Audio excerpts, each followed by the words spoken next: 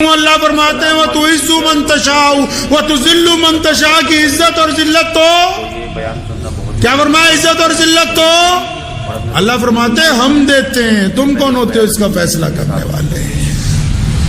حسد کی بیماری نے اس حد تک ہمیں نیچے گرایا، اس حد تک نیچے گرایا کہ ہم لوگوں نے حسد کے چکر میں اپنی عزت نفس کا، عزت نفس سمجھتے ہو اپنی ڈگنیٹی کا، اپنے آتم سمان کا سودا کیا ہے۔ ہم اپنا ضمیر بیچ دیتے ہیں۔ نیا موبائل مارکیٹ میں آتا ہے 2-3 دن میں ہی شارٹ ہو جاتا، کیوں؟ ایک بندہ خریدتا ہے، دوست یار سوچتے ہیں میرے ہاتھ میں بھی یہی والا ہونا چاہیے، رشتہ دار کہتے ہیں ہمیں بھی یہی گاڑی چاہیے جو اس کے پاس ہے۔ پھر کیا کرتے ہیں؟ پھر لوگوں کے سامنے ہاتھ پھیلاتے ہیں، ادھار مانگتے ہیں، بے ایمانیاں کرتے ہیں۔ حسد انسان کو اس کی عزت نفس کا سودا کرنے کی طرف لے کے جاتا ہے کہ نہیں نہیں نہیں نہیں نہیں ہمیں بھی فلاں چیز آگے لے کے جانی ہے، ہمیں بھی دوسرے کے مقابلے میں کھڑے ہونا ہے۔ میرے والد صاحب رحمت اللہ علیہ فرمایا کرتے تھے اکثر مجھے، یار دوجیاں دے جوان ماں پیو دیکھ کے اپنے بوڑھے نہ مار لیو کتے۔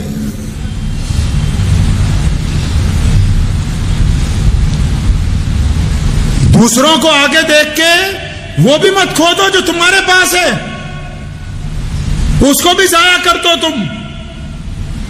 اچھا، عزت نفس کا سودا کرنے سے کیا مسئلہ کھڑا ہو گیا؟ دیکھیے، حسد سے بیماری شروع ہوئی ہے جی۔ بیماری کہاں سے شروع ہوئی؟ بد پرہیزی سے بیماری شروع ہوئی تو جناب ہائی بلڈ پریشر ہو گیا، بلڈ پریشر سے شوگر ہو گئی، شوگر سے پھر کینسر ہو گیا۔ بیماری کہاں سے شروع ہوئی؟ حسد سے شروع ہوئی۔ حسد سے بیماری شروع ہوئی تو کہاں چلے گئے؟ اپنی عزت بیچنے کے لیے تیار ہو گئے، اپنی غیرت بیچنے کے لیے تیار ہو گئے، چھپ کے دوسروں کے آگے ہاتھ پھیلانے لگے، بینکوں سے قرضہ مانگنے لگے، سود خوروں سے قرضہ مانگنے لگے، اور قرض مانگ کے اپنی جھوٹی شان لے کے چلنے لگے، اور پھر روزانہ 10 لوگوں کو جھوٹ بولتے ہیں تیرا پیسہ آج دوں گا، کل دوں گا، پرسوں دوں گا۔ لوگ فون کے اوپر برا بھلا کہتے ہیں، گالیاں دیتے ہیں، وہ سنتا ہے، رشتہ داروں کے آگے اکڑ کے چلتا ہے، اپنی غیرت کا سودا کر لیا۔ اب غیرت کا سودا کرنے سے نقصان کیا ہوا بھائی؟ غیرت کا سودا کرنے سے نقصان کیا ہوا؟ آنکھوں میں بے حیائی آ گئی، آنکھوں میں بے حیائی آ گئی، دل میں سے اللہ کا خوف نکل گیا باہر، سیاہ ہو گیا، دل کالا ہو گیا۔ گناہوں کی وجہ سے اب احساس نہیں ہوتا۔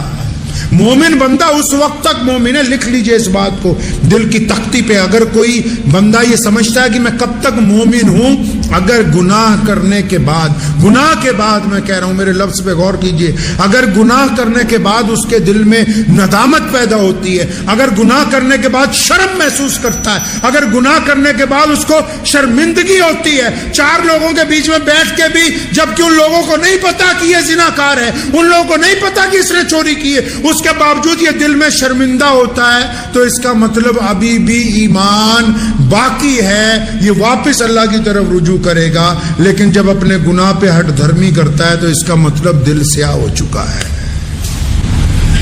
علامہ اقبال کو کہا ان کے بیٹے نے، جاوید نے، لندن سے چٹھی لکھی کہ پیسے ختم ہو گئے، آپ دیر سے آئیں گے۔ انگلینڈ میں پڑھتا تھا، علامہ اقبال جایا کرتے تھے انگلینڈ۔ فرمایا ابا آپ کا نام لے کے ادھار مانگ لوں۔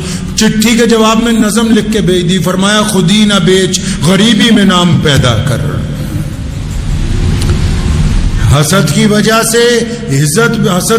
سے اپنی عزت نفس بیچی، عزت نفس ایسی بیچی کہ غیرت مر گئی، غیرت ایسی مر گئی کہ اب انسان سچ بولنے سے بھی دور گیا، حق بولنے سے بھی گیا۔ کیوں؟ کیونکہ جو دولت کے انبار ہیں، یہ کائنات کے کسی بھی انسان کو، چاہے وہ کسی مذہب کا ماننے والا کیوں نہ ہو، دولت کے انبار آپ کو سچائی کے اوپر قائم نہیں رکھ سکتے۔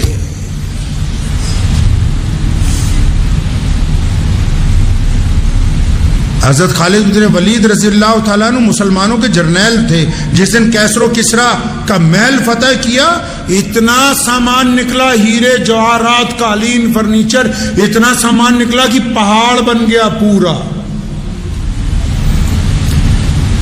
جرنیل تھے, موقع پہ پہنچے تو کیونکہ سارا غنیمت کا مال تقسیم ہوتا تھا, پھر جاتا تھا دارالحکومت تک, تو کئی لوگ جو اسسٹنٹ تھے ان کے وہ سوچ رہے تھے کہ اب ان کی تقسیم ہونی ہے اور پھر یہ بھیجا جانا ہے. خالد بن ولید نے تمام مال کو دیکھا, اوہ اللہ اکبر, یہ اتنا زیادہ ہے کہ پہاڑ بن گیا. فرمایا تارکول منگاؤ, تیل منگواؤ. تیل منگوایا گیا, فرمایا سارے پہ چھڑک کے آگ لگا دو. اس مال نے ہی فرعون کو اپنے آپ کو خدائی کا دعویٰ کرنے کے اوپر مجبور کیا ہے. کس مال و دولت کی بات کرتے ہیں؟ یہ حسد نے غیرت بکوا دی. غیرت کہاں لے گئی ہمیں؟ جو غیرت بکی, کیا لیا ہم نے غیرت بیچ کے؟ ہم نے غیرت بیچ کے بہترین آسائش کا سامان لیا, بستر لیے, اعلیٰ ترین گاڑیاں خریدیں, بہترین گھر بنائے, لیکن اپنے ضمیر کا سودا کر دیا. اور ضمیر کا سودا کرنے سے کیا ہوا کہ جب کسی کو کوئی تکلیف ہوئی, کوئی رنج ہوئی, کوئی پریشانی ہوئی, تو پھر ہماری اس آرائش نے, آرام پرستی نے اس طرف ہم کو دیکھنے ہی نہیں دیا, اس تکلیف کی طرف. میاں صاحب, سارا قصور صرف رہبروں کا نہیں ہوتا ہے. جو لوگ ان کی تقلید کرتے ہیں ان کا بھی بیچ میں شامل ہے. پٹیالہ کی ایک ریاست ہے, انگریز کے دور میں جو ہمارا پٹیالہ شہر ہے, وہاں ایک سردار جی گزرے, بابا کھڑک سنگھ. کئی بڑے بڑے گاؤں تھے ان کے, وہ سرپنچ تھے, تو مہاراجا پٹیالہ کے رشتہ دار بھی تھے وہ. تو اچانک ایک دن راجا کے پاس پہنچے, کہتے یار مجھے سیشن جج لگوا دو. تو اس دور میں تو انگریز کی سرکار تھی, تو انہوں نے کہا راجا کے رشتہ دار تھے, انہیں چٹھی لکھتی کہ میں لگا دو. تو چٹھی جاتی تھی وائسرائے کے پاس, انگریز کی حکومت. جب وہ چٹھی لے کے وائسرائے کے پاس پہنچے تو اس نے پوچھا کتنا پڑھے ہو؟ میں پڑھا لکھا تو کچھ ہے نہیں ہے, سیشن جج لگانا ہے تجھے. تو وائسرائے نے سوچا راجے کو کیوں ناراض کرنا ہے, آپا کہیں وہاں جانا ہے. تو راجے, اس نے وائسرائے نے بھی دستخط کر دیے, جج لگ گئے جناب. پہلا مقدمہ قتل کا آ گیا, ایک عورت کے خامد کے قتل کا. جج نے ساری بات سنی, عورت کی بھی سنی, ان چاروں کی بھی سنی. جب ان چاروں کا پتہ لگ گیا نا, قتل کی سزا ہونے لگی ہے, کہ بھی ان کا ایک وکیل کھڑا ہو گیا ان کو بچانے کے لیے. کہنے لگا اچھا یار تو ان کو بچا رہا, کہتا ہاں, کہتا اس کو بھی ساتھ ہی میں پھانسی دے دوں. پوری ریاست میں جب تک سیشن جج رہے, کوئی کسی قاتل کی حمایت کرنے نہیں کیا. ظلم بند ہو گیا. جو لوگ اپنی غیرت کا سودا نہیں کرتے نا, اللہ تبارک تعالیٰ ان کو سرفراز کرتے ہیں. اللہ تعالیٰ نے عزت عبادت کے ساتھ ملائک نہیں کی, ایمان کے ساتھ اللہ کا تعلق ہے, اعمال کے ساتھ جنت اور جہنم کا تعلق ہے. میاں صاحب اگر دنیا میں عزت حاصل کرنا چاہتے ہو تو اللہ اور اس کے رسول کی اتباع کرنی ہوگی اور اس کے بعد عبادت کرنی ہوگی. ہم نے اس کو الٹ دیا, ہم نے کہا صرف عبادات کریں گے, اطاعت نہیں کریں گے, اس لیے دنیا بھی ہمارے ہاتھ میں نہیں, آخرت بھی ہمارے ہاتھ میں نہیں ہے. الٹ پھیر کر دیا. اس بات کو ذہن نشین کر لیں, معاشرے کو گندا نہ کریں, سماج کو گندلا نہ کرنے کی کوشش کریں. اگر اسلام نے کہا ہے آپ کسی کی اچھائی بیان نہیں کر سکتے تو برائی بھی نہ کریں. اپنی آنے والی نسلوں کے ذہن کو مثبت بنائیں. یہ کیا بات ہوئی جس کا ذکر ہوا اس کو کہہ دیا کہ یہ گندا, بس اس لیے کہ آپ کی اس سے بنتی نہیں.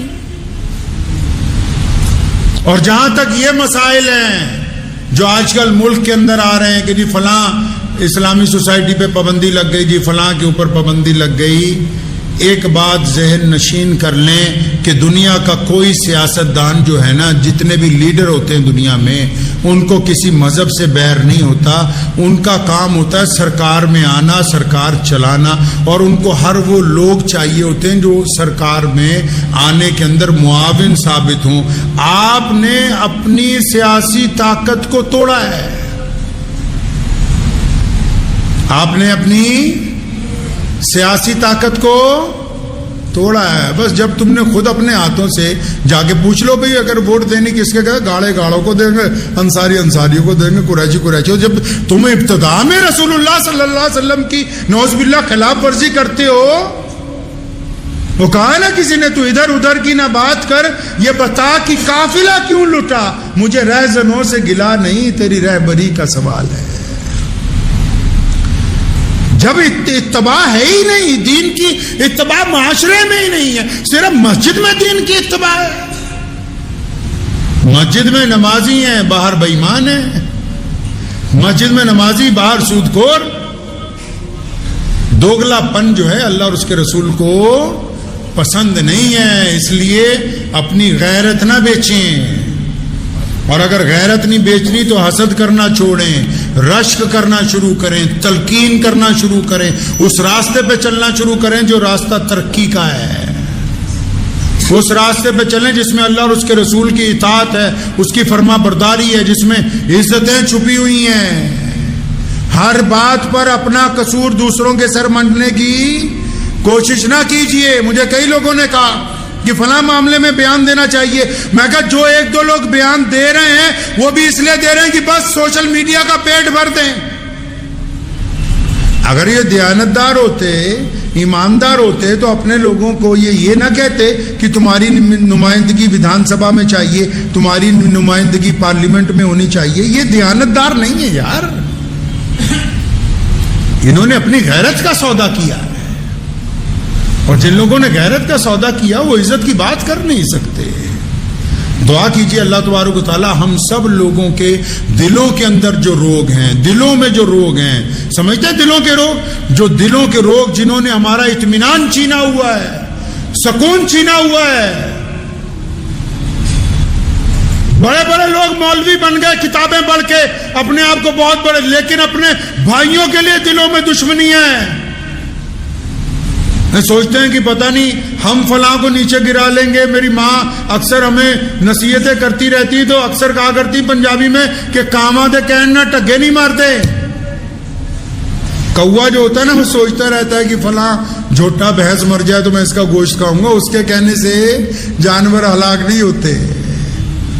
آپ امید لگائے بیٹھے ہیں کہ فلاں برباد ہو جائے، فلاں رشتہ دار کا نقصان ہو جائے، فلاں کا ہو جائے. آپ کے بس کی بات نہیں ہے. یہ اللہ تبارک و تعالیٰ کے فیصلے. اپنی نیت کو ٹھیک کیجیے. آپ خود اپنے لیے کوئی اچھا راستہ کیوں نہیں منتخب کرتے؟ اور جن لوگوں کے پاس تو اللہ کے رسول صلی اللہ علیہ وسلم کی زندگی ہو، ان کو اور چاہیے کیا؟ ہم معاشرے میں لوگوں کو کیا بانٹ رہے ہیں؟ ہم گھروں کے اندر کیا کر رہے ہیں جی؟ کبھی سوچا ہے آپ نے کہ رسول اللہ صلی اللہ علیہ وسلم نے کیسے سوچنے کا حکم دیا؟ صرف رسول اللہ نے نماز پڑھنے کے لیے نہیں کہا، زکوٰۃ دینے کے لیے نہیں کہا، داڑھی رکھنے کے لیے نہیں کہا، حج کرنے کے، اس کے علاوہ بھی رسول اللہ نے قدم قدم پر امت کی رہنمائی کی. کبھی جا کر ان مولویوں سے یہ پوچھو کہ رسول اللہ نے اپنی سوچ کیسی رکھنے کے لیے کہا ہے، تو متعدد واقعات ملیں گے، متعدد احادیث ملیں گی کہ رسول اللہ صلی اللہ علیہ وسلم چاہتے ہیں کہ انسانوں کی سوچ پازیٹیو ہو جائے، انسانوں کی سوچ مثبت ہو جائے، انسانوں کی سوچ اچھی ہو جائے. ہماری سوچ کیسی ہے جی؟ دل پہ ہاتھ رکھ کے بتاؤ. گھر میں بیٹھے ہیں، بچے بھی آپ کے پاس بیٹھے ہوتے ہیں، اگر وہ کسی رشتہ دار کی بات کریں گے آپ فوراً کہتے ہیں وہ چور ہے.